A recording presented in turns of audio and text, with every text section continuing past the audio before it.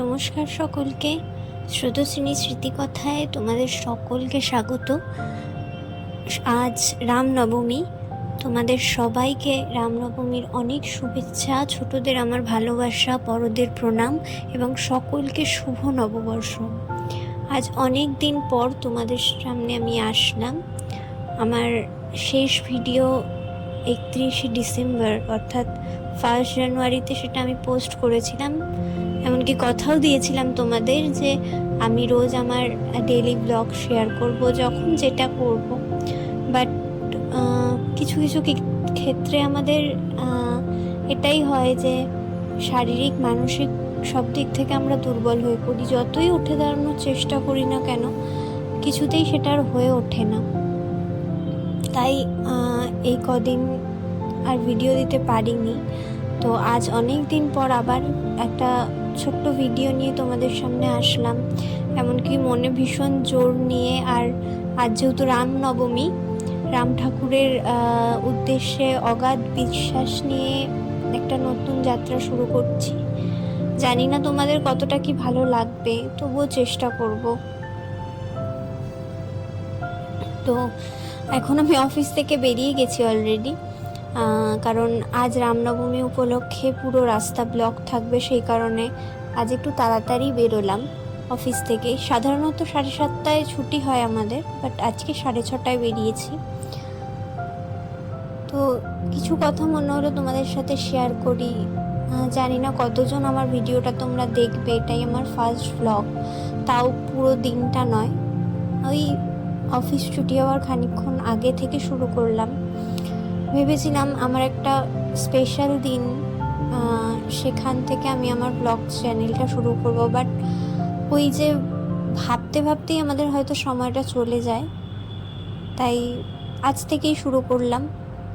আসলে কি বলো তো, আমাদের জীবনে দুটো জিনিস খুব ইম্পর্টেন্ট আমি মনে করি। জানি না আসলে সবার মতামত তো এক হয় না, আমি আমার মতামতটুকু বলছি।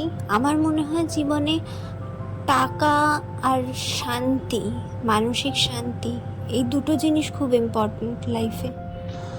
টাকার কথা তো ছেড়ে দাও, ওটা আমার নেই, তবু আমি চেষ্টা করি রীতিমতন সেটাকে যতটুকু আমার সামর্থ্য সেটুকু ওভারকাম করার।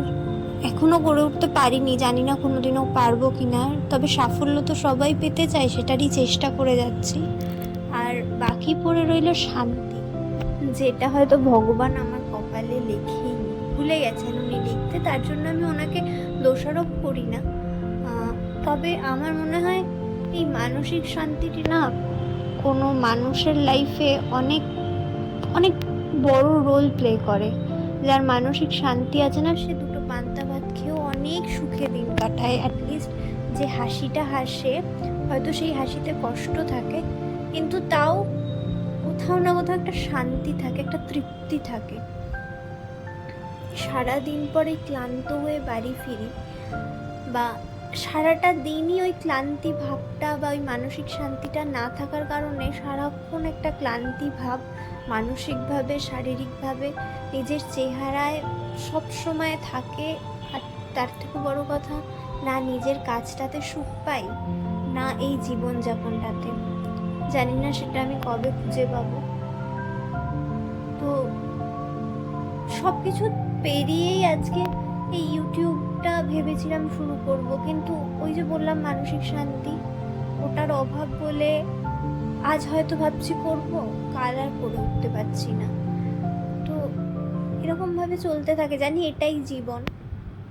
আজ দেখো রাম নবমীর জন্য পুরো রাস্তা এতটাই ব্লক, এটা ডানলপের রাস্তা।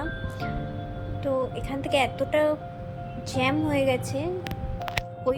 ওই পারে দেখো যে ফ্ল্যাগগুলো দেখা যাচ্ছে, ওরা ওখান থেকে র্যালি বার করেছিল। তো বিভৎস জ্যাম, বিভৎস জ্যাম, বিভৎস ভিড়। আর তার মধ্যে এখন যা গরম, মানে আজকে প্রচণ্ড গরম পড়েছে। এই কদিন ধরে শুনছি আরও বেশ কিছুদিন থাকবে। তো সেটাই, কত মানুষ মাঝে মাঝে ভাবি যে যারা রাস্তায় থাকে, ঝড় বৃষ্টি রোদ, তাদের কত কিছু সহ্য করতে হয়, কিন্তু তাও না আমরা কোথাও না কোথাও গিয়ে তাদের থেকেও অসুখী। তারা হয়তো কিছুটা হলেও সুখী, জানি না।